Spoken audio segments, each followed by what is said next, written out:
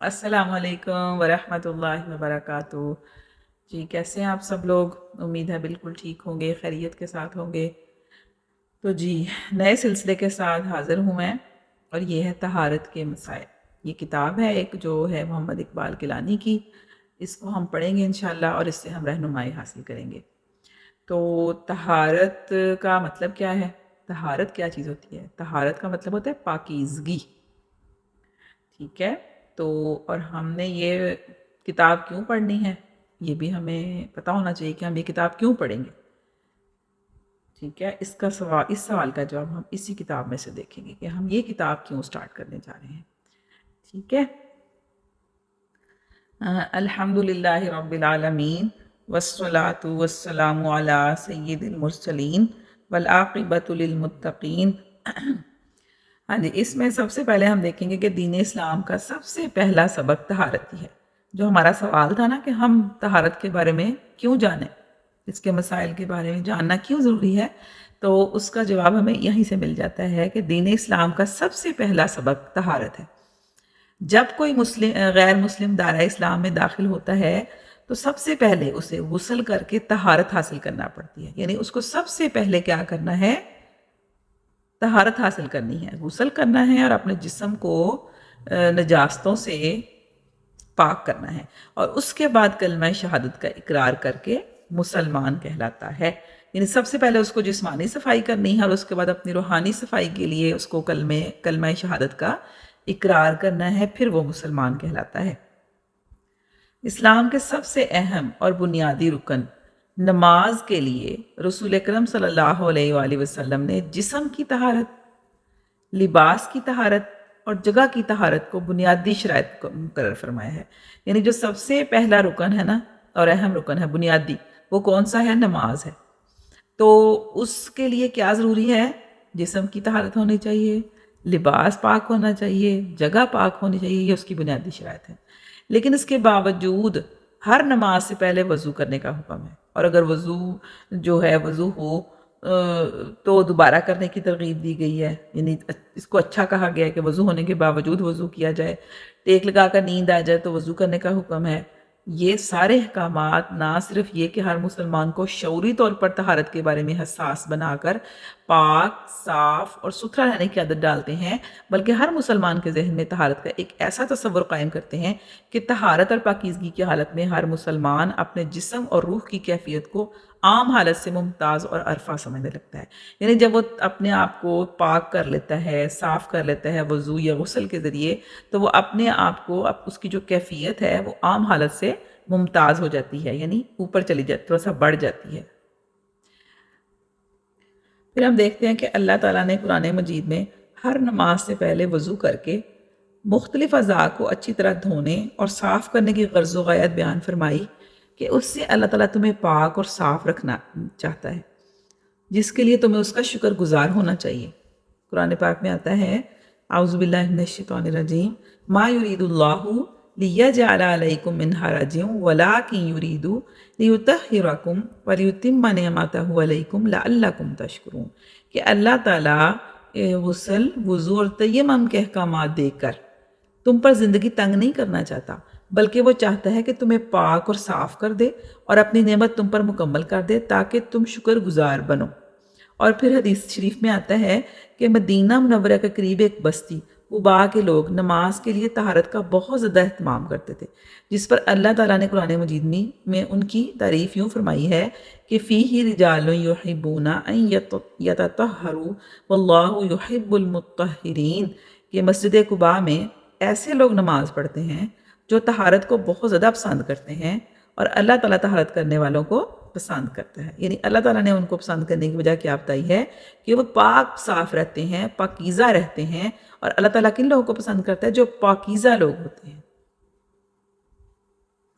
پھر جب رسول اکرم صلی اللہ علیہ وآلہ وسلم پر جب دوسری وحی نازل ہوئی تو آپ صلی اللہ علیہ وسلم کو نبوت کی بھاری ذمہ داریاں پوری کرنے کے لیے جو ہدایات دی گئی تھیں ان میں سے ایک یہ تھی کہ وَثِيَابَكَ فَطَهِّرْ وَالرُّجْزَ فَاهْجُرْ، کہ اے نبی صلی اللہ علیہ وآلہ وسلم اپنے کپڑے پاک صاف رکھیے اور گندگی سے دور رہیے، یعنی یہ بھی ایک بہت اہم ہدایت تھی جو نبی کریم صلی اللہ علیہ وسلم کو دی گئی تھی نبوت کی بھاری ذمہ داریاں پوری کرنے کے لیے. یعنی پاکیزہ رہنا، پاک صاف رہنا اتنا زیادہ ضروری ہے، ان چیزوں سے ہمیں احساس ہوتا ہے. گویا دین اسلام کی تمام تر عبادات کا انحصار طہارت اور پاکیزگی، یعنی تمام تر عبادات کا جو انحصار ہے نا وہ کس پر ہے؟ طہارت اور پاکیزگی پر ہے. یعنی اگر طہارت نہیں ہے، پاکیزگی نہیں ہے تو پھر عبادات بھی قبول نہیں ہوں گی. روح کا تزکیہ اور لباس اور جسم کی طہارت لازم اور ملزوم ہے. یعنی دونوں چیزیں، یعنی روح بھی پاک ہونی چاہیے اور لباس اور جسم بھی پاک ہونا چاہیے. دونوں چیزیں اللہ تعالیٰ کو مطلوب ہے کہ انسان کی پاک ہوں. چنانچہ رسول اللہ صلی اللہ علیہ وسلم نے نہ صرف خود امت کے سامنے طہارت اور پاکیزگی کا اعلیٰ نمونہ قائم کر کے دکھایا بلکہ امت کو بھی پاک و صاف رہنے کے لیے نہایت اعلیٰ معیار دیا.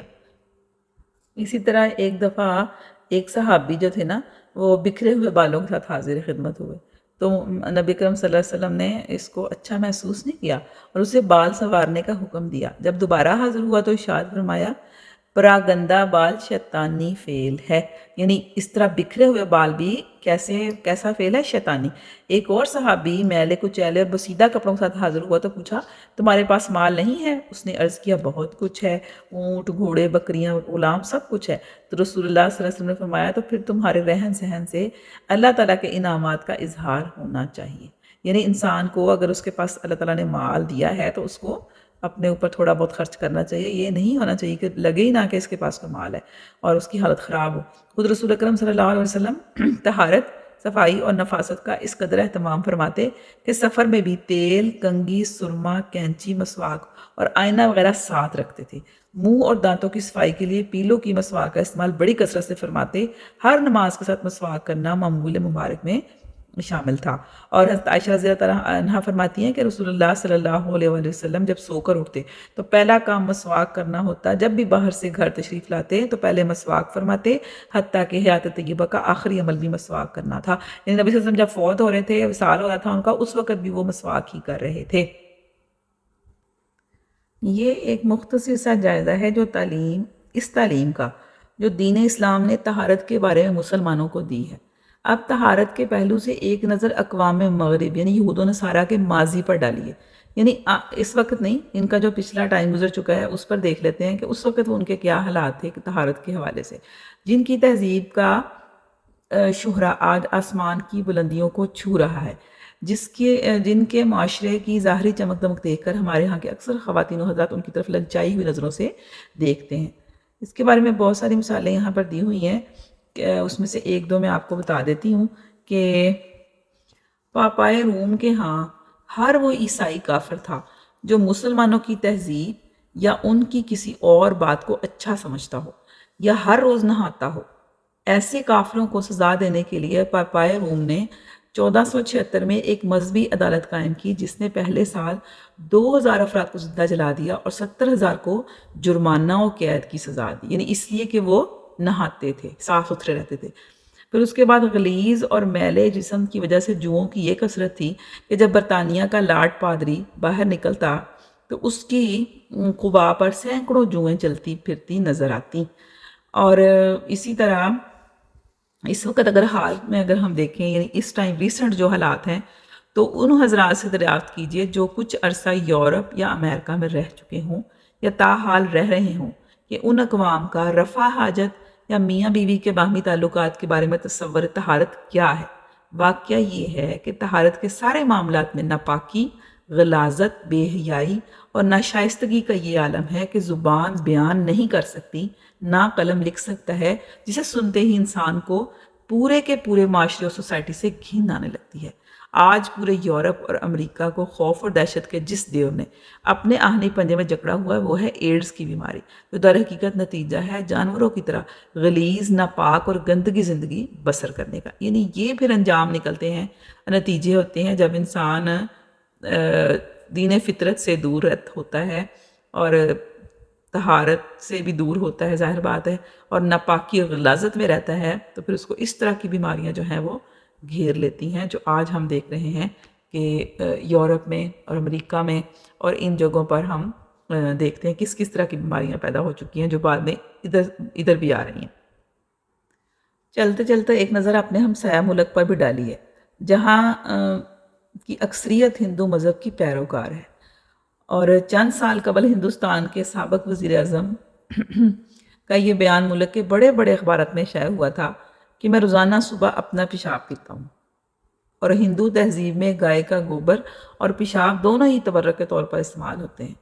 ہمارے ایک ہندی مسلمان دوست نے بتایا کہ وہ ایک ایسے ہندو حلوائی کو جانتا ہے جو روزانہ دکان کھولنے کے بعد حصول برکت کے لیے مٹھائیوں پر گائے کا پیشاب چھڑکتا ہے۔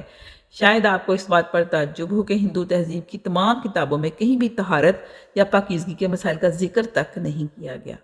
گویا ہر آدمی اپنے مزاج اور ذوق کے مطابق چاہے تو انسانوں جیسی زندگی بسر کرے، چاہے تو حیوانوں کی سی۔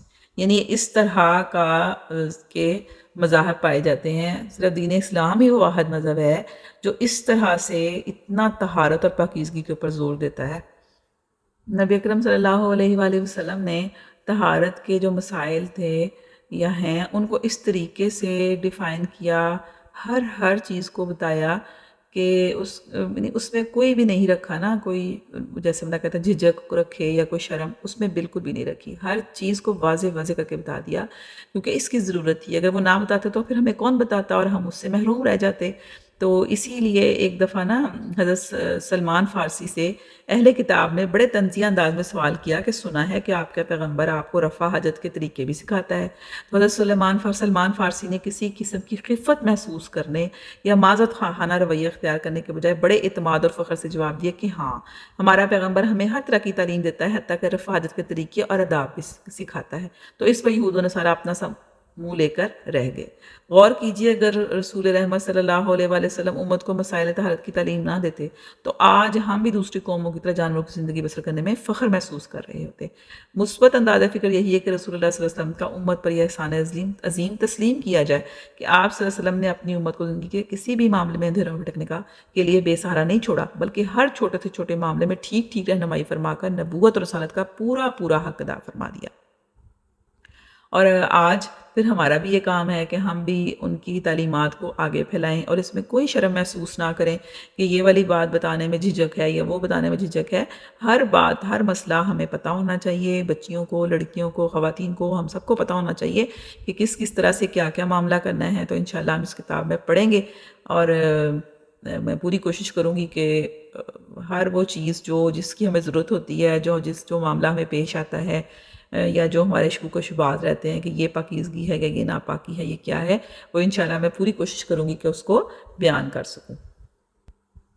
آخر میں ہم مسائل طہارت کے حوالے سے والدین کی توجہ اس بات کی طرف دلانا ضروری سمجھتے ہیں کہ ہمارے ہاں عموماً نابالغ بچوں کی بلوغت کی حد میں داخل ہونے سے قبل ان مسائل سے آگاہ کرنے کے بارے میں دو مختلف انتہائی پائی جاتی ہیں، یعنی دو طرح کے رویے ہوتے ہیں والدین کی طرف سے۔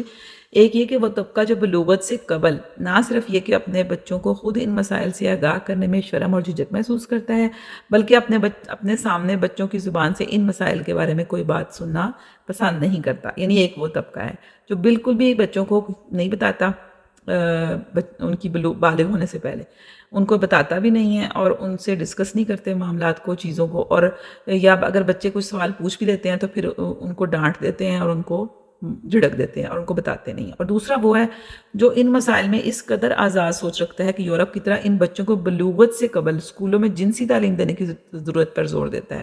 یعنی یہ یورپ کی سوچ ہے، ایسا بھی نہیں ہونا چاہیے۔ دونوں راستے افراط و تفرید کے راستے ہیں جو بچوں میں اخلاقی بگاڑ اور خرابیاں پیدا کرنے کا باعث بنتے ہیں۔ اعتدال کا راستہ یہی ہے کہ والدین بلوغت کے قریب پہنچتے ہوئے بچوں کے مسائل کا از خود احساس کریں اور دینی تعلیمات کی روشنی میں بچوں کی رہنمائی کا فرض بگڑے ہوئے معاشرے اور ماحول کے پر چھوڑنے کے بجائے خود ادا کریں۔ نہ تو یہ مسائل بتانے میں شرم اور جھجک محسوس کرنی چاہیے کہ اللہ کے رسول صلی اللہ علیہ وآلہ وسلم سب سے زیادہ حیادار تھے، لیکن اس معاملے میں آپ صلی اللہ علیہ وسلم نے ایسا نہیں کیا۔ نہ ہی یہ مسائل دریافت کرنے میں شرم یا جھجک محسوس کرنی چاہیے کہ خود رسول اللہ صلی اللہ علیہ وسلم نے صحابہ کرام یا صحابیات کو ایسے مسائل دریافت کرنے پر کبھی روکا یا ٹوکا نہیں، بلکہ حضرت عائشہ مدینہ منورہ کی خواتین کی اس بات پر تعریف فرمایا کرتی تھی کہ انصار کی عورتیں کتنی اچھی ہیں کہ مسائل دریافت کرنے میں شرم محسوس نہیں کرتی۔ یعنی اس طرح کے معاملات جو دین کے ساتھ جن کا تعلق ہو، ان میں اگر کوئی ڈاؤٹ ہو یا جو ہم تعلیم دینا چاہتے ہیں اس میں شرم محسوس نہیں کرنی چاہیے۔ اس مقصد کے لیے ہمیں حدیث رسول صلی اللہ علیہ وسلم کے پڑھنے، پڑھانے، سیکھنے، سکھانے، سننے اور سنانے کا رواج عام کرنا چاہیے، جس طرح صحابہ کے زمانے میں تھا. اور صحابہ کرام قرآن مجید کی طرح حدیث کو بھی یاد کرنے کا اہتمام فرمایا کرتے تھے. اور اسی لیے ہم اس کو انشاءاللہ کتاب کو پڑھیں گے. اس میں احادیث کے ذریعے سے ہم دیکھیں گے کہ کیا کیا مسائل ہیں اور کس کس طرح سے نبی اکرم صلی اللہ علیہ وسلم نے ہماری رہنمائی فرمائی ہے. اللہ تعالی ہمیں اس کتاب کو پڑھنے کی توفیق دے اور اس کو سمجھنے کی بہترین طریقے پر، اور ہمیں عمل کرنے کی بھی توفیق عطا فرمائے. السلام علیکم ورحمۃ اللہ وبرکاتہ.